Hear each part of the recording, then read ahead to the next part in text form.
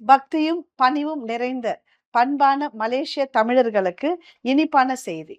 நாம நிறைய நேரம் கையில பணம் இருந்தா கூட ஜோதிடர்கள் நமக்கு கொடுக்கிற பரிகாரங்களை செய்வதற்கு இந்தியாவுக்கு நம்மளால வர முடியல. ஏதோ ஒரு விஷயம் நம்மளுக்கு தள்ளி போகுது. அப்ப நாம பரிகாரம் செய்யறதுக்கு இந்தியா போக முடியல, அதற்கான பணம் இல்ல, இல்ல நேரம் இல்ல அப்படின்னு இருக்கும்.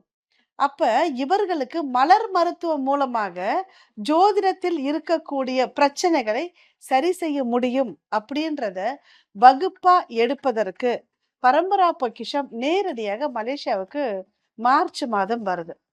பிரச்சனை என்ன வேணா இருக்கலாம், ஆனா மலர் மருந்துகள் மூலமாக அதை எப்படி சரி பண்றது அப்படின்றத மிக எளிய முறையில் சொல்றதுக்காக ஜோதிடமும் மலர் மருத்துவம் அப்படின்ற டாபிக்.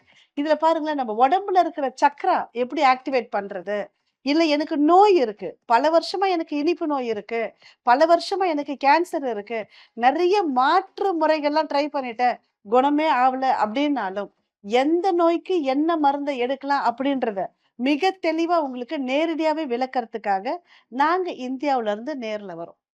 நாம இந்த பூமியில வாழ்ந்துட்டு இருக்கிற எல்லோருமே கலரோட நம்ம நிறைய கனெக்ட் ஆயிருக்கோம் பாருங்களேன். அதனாலதான் வானவில்லையும் 7 இருக்கு, நம்ம உடம்புல இருக்கிற சக்கராவும் 7 இருக்கு. மலர் மருத்துவத்தை கண்டுபிடிச்ச டாக்டர் எட்வர்டோ 7 வகையா படுத்தி இருக்காரு. அப்ப இது எல்லாமே ஒன்றுக்குள்ள ஒண்ணு பிணைஞ்சதுதான். பரம்பரா பொக்கிஷம் எடுக்கக்கூடிய ஜோதிடமும் மலர் மருத்துவம் வகுப்புல ஒன்றுடன் ஒன்று எப்படி தொடர்புடையது, எந்த நோய்க்கு என்ன மலர் மருந்தை சாப்பிட்டா உடனடியா நம்ம குணமாக முடியும் அப்படின்றத நேரடியா விளக்கறதுக்காக நாங்க நேர்ல வரோம். நிறைய நேரம் பாருங்க, நம்ம நிறைய பரிகாரம் செய்வோம், ஆனா நம்மளுக்கு நடக்கவே இருக்காது. இல்ல நிறைய கோவிலுக்கு போய்கிட்டே இருப்போம், எதனால எனக்கு நடக்கல அப்படின்ற ஒரு கேள்விலாம் உங்களுக்கு இருக்கா? அதற்கான ஒரு அரிய வாய்ப்பு. நீங்க இந்தியா வரணும்னு இல்லைங்க, நாங்க மலேசியா வரோம். ரெடியா இருங்க. இந்த அற்புதமான வாய்ப்பை தந்தது இயற்கைக்கும் மலர்களுக்கும் என்னுடைய அனைத்து குருமார்களுக்கும் நன்றிகள்.